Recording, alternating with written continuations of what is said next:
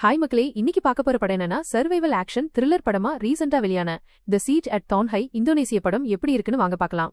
கதை 2009ல இந்தோனேசியாவில் நடக்குது. அங்க உள்ள சீன மக்களுக்கு எதிரா ஒரு பெரிய கலவரம் வெடிக்குது. ஸ்கூல் பையனா இருக்கிற நம்ம ஹீரோவும் அவனோட அக்காவும் அந்த கலவரத்துல மாட்டிக்கிறாங்க. ஆனா அவங்க அக்காவுக்கு என்ன ஆச்சுன்னு யாருக்கும் தெரியல.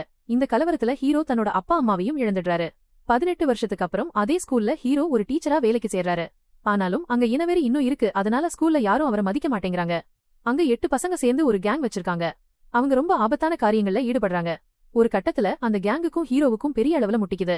ஹீரோவை எப்படியாவது தீர்த்து கட்டணும்னு அந்த பசங்க காத்துக்கிட்டு இருக்காங்க. அதே சமயம் 18 வருஷத்துக்கு முன்னாடி நடந்த அதே மாதிரி ஒரு கலவரம் திரும்பவும் நடக்குது. இதை பயன்படுத்தி ஸ்கூலுக்குள்ளேயே ஹீரோவை கொல்லணும்னு பிளான் பண்றாங்க. அப்போ ஹீரோவோட சேர்த்து ஒரு லேடி டீச்சர் மற்றும் 2 ஸ்டூடெண்ட்ஸ், மொத்தமா 4 பேர் அங்க மாட்டிக்கிறாங்க. அதுக்கப்புறம் அவங்க அங்கிருந்து உயிரோட தப்பிச்சாங்களா இல்லையாங்கிறதுதான் படத்தோட மீதி கதை. இந்த படத்தோட கிளைமேக்ஸ் ஃபைட் சீன்ஸும் அந்த கடைசி 20 நிமிஷமும் வேற லெவலுங்க. சத்தியமா சொல்றேன், சீட்ல உட்காரவே முடியாது. சும்மா பட்டையை கிளப்பி விட்டுருப்பாங்க. படத்தோட மேக்கிங் ரொம்பவே அட்டகாசமா இருக்கு. குறிப்பா கலவர காட்சிகள் எல்லாம் ரொம்ப ரியலிஸ்டிக்கா ஃபீல் ஆச்சு. நிஜமாவே நாம அந்த சம்பவத்துக்குள்ள இருக்கிற மாதிரி ஒரு பதப்பதைப்ப நமக்குள்ள உருவாக்குது.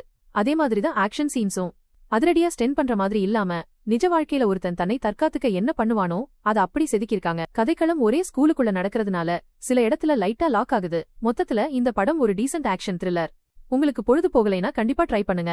அடல்ட் கண்டென்ட் சுத்தமா இல்ல, ஆனா வன்முறை காட்சிகள் அதிகமா இருக்கு. சோ குழந்தைங்களோட பார்க்க வேண்டாம்.